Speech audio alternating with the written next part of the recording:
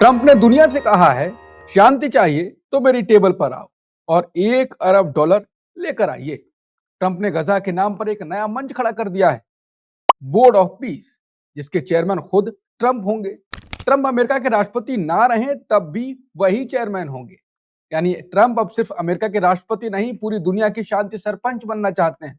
तो सवाल यही है कि भारत है, ट्रंप की इस प्राइवेट शांति दुकान में हिस्सेदार बनेगा। आज हम चर्चा इसी विषय पर लगभग कर रहे हैं। दरअसल ट्रंप ने एक नया खेल शुरू किया, बोर्ड ऑफ पीस। कहने को तो ये गजा में शांति के लिए है, लेकिन हकीकत कुछ और ही नजर आ रही है। ट्रंप ने भारत समेत 60 देशों को न्योता भेजा, लेकिन शर्त ये कि चेयरमैन हमेशा ट्रंप ही रहेंगे, चाहे वो राष्ट्रपति रहे या ना रहे। ये कोई सरकारी संस्था नहीं, बल्कि ट्रंप का व्यक्तिगत मंच है। हंगरी ने तो हाँ कर दी, लेकिन दिल्ली में मंथन जारी है। क्या भारत अपनी विदेश नीति और संप्रभुता को ताक पर रखकर एक व्यक्ति की वोट में $1 बिलियन जमा करेगा? क्या यह शांति की कोशिश है या दुनिया से चंदा वसूली का नया तरीका? वोट से नहीं, अब डॉलर से तय होगी शांति। और अगर किसी देश ने ट्रंप का न्योता ठुकराया तो क्या होगा? क्या ट्रंप उस देश को अपना दुश्मन मान लेंगे? आज इसी बड़े सियासी खेल की परतें खोलेंगे। नमस्कार, मैं हूं अंकुर, आप देख रहे हैं सत्य हिंदी का धमाकेदार शो बेबाक मुकेश, जहां सच दबाया नहीं जाता, सामने लाया जाता है। मुकेश सर, ये क्या संस्था है, इसको समझाइए कि यूएन के सामने चर्चा हो रही है कि खड़ा करने की कोशिश है, गजा के नाम पे शुरू हुआ था, ये क्या है? देखिए, इस पर हम आते हैं, लेकिन पहले ये समझ लीजिए कि मोदी सरकार के लिए और प्रधानमंत्री मोदी के लिए कितना बड़ा धर्म संकट खड़ा हो गया है। अगर वो इस बोर्ड ऑफ पीस में शामिल नहीं होते हैं तो सीधे-सीधे ट्रंप को की नाराजगी मोल लेना होगा, और अगर शामिल होते हैं तो बहुत सारी पेचीदगियां हैं कि आप ट्रंप के दरबार के में नतमस्तक हो गए। आप ट्रंप जो कह रहे हैं उनके बात मानने के लिए आप मजबूर हो गए। $1 बिलियन का कमिटमेंट आपको देना पड़ेगा इस बोर्ड ऑफ पीस में शामिल होने के लिए। और उस बोर्ड ऑफ पीस में और देश तो होंगे ही, पाकिस्तान भी होगा, जिसको आप शांति के लिए सबसे बड़ा खतरा बताते हैं, भारत के लिए सबसे बड़ा खतरा बताते हैं। तो इतने सारे विरोधाभास हैं और इतनी सारी पेचीदगियां हैं और इतने सारे जोखिम हैं इसमें। यही जोखिम नहीं है, जोखिम इस बात का भी है कि संयुक्त राष्ट्र जो पूरे दुनिया भर के देशों का एक सम्मिलित मंच है, उसको नुकसान पहुंचाने की का कलंक भी भारत के सिर पे लगेगा। क्योंकि जो ट्रंप कर रहे हैं उसका मकसद एक ये भी है कि कैसे संयुक्त राष्ट्र को बाईपास कर दिया जाए और संयुक्त राष्ट्र को कमजोर करते हुए अपनी चलाने की एक कोशिश की जाए। आइए जरा समझ लें कि ये बोर्ड ऑफ पीस है क्या। बोर्ड ऑफ पीस दरअसल उस समय ये सुझाव आया था जब गजा में एक युद्ध विराम लागू हो रहा था, और फिर ये हुआ था कि इसको शांति को कैसे आगे बढ़ाया जाएगा। तो उसके लिए एक प्रपोजल आया बोर्ड ऑफ पीस का, जिसको संयुक्त राष्ट्र ने भी जिस पर हामी भर दी।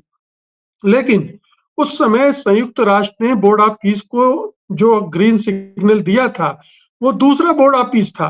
अब जो बोर्ड ऑफ पीस का चार्टर डोनाल्ड ट्रंप ने जारी किया है उसमें तो गजा का कोई उल्लेख ही नहीं है। वो तो अब दुनिया भर में शांति की चौधराहट की दावा कर रहे हैं। वो ये कह रहे हैं कि ये जो है एक पैरेलल संयुक्त राष्ट्र होगा, मतलब संयुक्त राष्ट्र को दरकिनार करेंगे और अब दुनिया में जितने भी पीस इनिशिएटिव होंगे वो इस बोर्ड ऑफ पीस के जरिए होंगे और ट्रंप उसकी सरपरस्ती करेंगे। और गौर करने वाली बात यह भी है कि ट्रंप ने इसमें अपने सब खासम खासों को भर दिया है। मार्को रूबियो इसमें है, इसमें उनके व्यापारिक सलाहकार और उनके खास दूत विटकोफ है, इसमें उनके दामाद कुशनर भी हैं। तो वो सब सारा उन्होंने एक तरह का जो धंधेबाजी करते हैं डोनाल्ड ट्रंप, इसको उन्होंने एक धंधेबाजी का अड्डा बना लिया है अपने लिए भी, जो निजी अपनी हैसियत बढ़ाने के लिए। आपको याद होगा अंकुर जी, हमारे यहाँ एक पीएम केयर फंड है जिसके बारे में आज तक ये कंफ्यूजन बना हुआ है कि ये प्राइम मिनिस्टर का प्राइवेट फंड है या ये सरकारी फंड है। और अगर प्राइवेट फंड है तो ये सरकारी संस्थानों से पैसा क्यों वसूल रहा था, और अगर हाँ। सरकारी संस्थान है तो इसका प्राइवेट ऑडिटिंग क्यों हो रही है? इसी तरह का कंफ्यूजन डोनाल्ड ट्रंप इस बोर्ड ऑफ पीस के जरिए बना रहे हैं। वो बिल्कुल साफ तौर पर लग रहा है ये उनका अपनी दुकान है। अपना उन्होंने एक बड़ी दुकान खोल ली है, जो जब वो राष्ट्रपति पद से हटेंगे तब भी वो चलती रहेगी। और ये पैसा जो $1 बिलियन का है, ये सब देशों को जो इसमें शामिल होंगे उन्हें 1 साल के अंदर देना है। अब $1 बिलियन की रकम आप समझ सकते हैं हिंदुस्तान के लिए कितनी बड़ी होती है, और भी बहुत सारे देशों के लिए बहुत बड़ी होती है। लेकिन पाकिस्तान तो चलिए, वो तो गोद में बैठा हुआ है अमेरिका की, उसको इधर से देगा, उधर से ट्रंप कुछ और दे देंगे, अमेरिका कुछ और दे देगा, उसकी भरपाई हो जाएगी। लेकिन हिंदुस्तान क्या करेगा?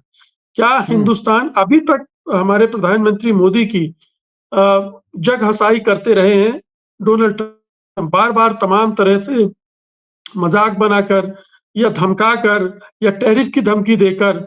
अब यहाँ फिर ये संकट पैदा होगा कि जो देश इस प्रपोजल को स्वीकार नहीं करेंगे, उनके साथ डोनाल्ड ट्रंप क्या करेंगे?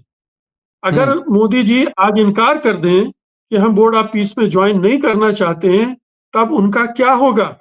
वो पहले कह चुके हैं कि मैं मोदी जी का पॉलिटिकल करियर स्पॉइल नहीं करना चाहता हूँ। क्या वो उस दिशा में बढ़ जाएंगे कि अच्छा, आपको मेरा प्रस्ताव मंजूर नहीं है, लो एक 25-50% का टैरिफ और ठोक देंगे? या फिर प्रधानमंत्री मोदी के बारे में अगर उनके पास कुछ राज हैं, वो सार्वजनिक कर देंगे। तो प्रधानमंत्री मोदी और उनकी सरकार एक बार फिर बुरी तरह से फंस गई है, और बुरी तरह से इसलिए फंस रही है कि वो ट्रंप की बुली को झेलते जा रहे हैं। खड़े तनकर खड़े नहीं हो रहे हैं, जैसे बहुत सारे देश तनकर खड़े हो रहे हैं। तो वो जितना ट्रंप दबाएगा और जितना आप दबेंगे, उतना ट्रंप आगे दबाते जाएंगे। ये हो रहा है, और ये एक बड़ा ऐसा जाल फेंक दिया है जिसमें मोदी जी फंस गए हैं। अगर वो इसमें फंसते हैं, अगर वो ज्वाइन करते हैं, ध्यान रखिए इस बोर्ड ऑफ पीस में रूस को नहीं बुलाया गया है, चीन को नहीं बुलाया गया है, ब्राजील के कई देशों को ब्रिक्स के कई देशों को आमंत्रित नहीं किया गया। तो अगर मोदी जी इसमें ज्वाइन करते हैं तो ब्रिक्स के साथ भी एक तरह से विश्वासघात होगा, चीन और रूस भी नाराज होंगे। तो इधर खाई उधर कुआं, यहां फंस गए हैं। इसकी सूरत एक ही है कि प्रधानमंत्री डट के खड़े हों कि हम संयुक्त राष्ट्र के साथ हैं, संयुक्त राष्ट्र के तत्वावधान में ही होना चाहिए सारी चीजें। लेकिन इतनी हिम्मत प्रधानमंत्री मोदी में है क्या? नहीं मुकेश सर, जो आपने यही मेरा सवाल भी था कि संयुक्त राष्ट्र वाला, आपने खुद भी ट्वीट भी किया है इसी को लेकर भी। अगर मान लीजिए जिस प्रकार का पिछले घटनाक्रम रहे हैं महीनों के, मोदी जी एक शब्द नहीं बोल पाए और जो कहा गया घुमा फिरा के वो किया गया। अभी चाबहार का हम देख ही रहे हैं। तो अगर मान लीजिए मना तो करने का अभी तक कोई हिंट मिला नहीं है बहुत दिनों से, और अगर ये मान लिया तो किसी व्यक्तिगत की संस्था, ट्रंप की खुद की राष्ट्रपति ना रहे तब भी रहेगी, तो यूएन वाला वो क्या कि अगर यूएन के खिलाफ खड़े हो जाएंगे एक हिसाब से उस संस्था के बराबरी में? भाई ये तो है ही, आप यूएन को बाईपास कर रहे हो। देखिए अमेरिका का पिछले कई सालों से रवैया ये है कि वो यूनाइटेड नेशंस को अपनी जो फंडिंग करता है उसको रोक रहा है। यूनाइटेड नेशंस के बहुत सारे ऑर्गेनाइजेशंस हैं, उनको फंडिंग रोक रहा है। अभी खबर आई थी कि 66 अंतरराष्ट्रीय संगठनों से अमेरिका बाहर हो रहा है। तो वो धीरे धीरे ये जितने भी ऐसे, देखिए संयुक्त राष्ट्र, इसमें बड़ा फर्क क्या है, संयुक्त राष्ट्र में सारे देशों की बराबरी पर भागीदारी है। सारे देश जितने भी दुनिया में हैं जो इसके मेंबर हैं, उनका बराबर का हिस्सा है। ये जो बना रहे हैं इसमें 60 देशों को आमंत्रित कर रहे हैं, बाकी देशों को छोड़ दिया उन्होंने। उनकी कोई भूमिका ही नहीं होगी अंतरराष्ट्रीय राजनीति में, अंतरराष्ट्रीय शांति की स्थापना में। तो इसका संबंध गजा भर से नहीं है, ये तो लंबे समय से जहां भी इन ट्रंप साहब को लगेगा कि यहाँ पीस की जरूरत है, ईरान में पीस की जरूरत है, तो आ जाओ भारत और पाकिस्तान के सैनिकों, हमारे मिशन में शामिल हो, हम ईरान पे हमला करेंगे तभी पीस आएगी। तब क्या करेगा भारत? तो बहुत सारे इसमें पेच उलझे हुए हैं। ये एक ऐसा गोल्ड माइन है जिसमें अगर घुस गए तो पता नहीं कब परखचे उड़ जाएंगे।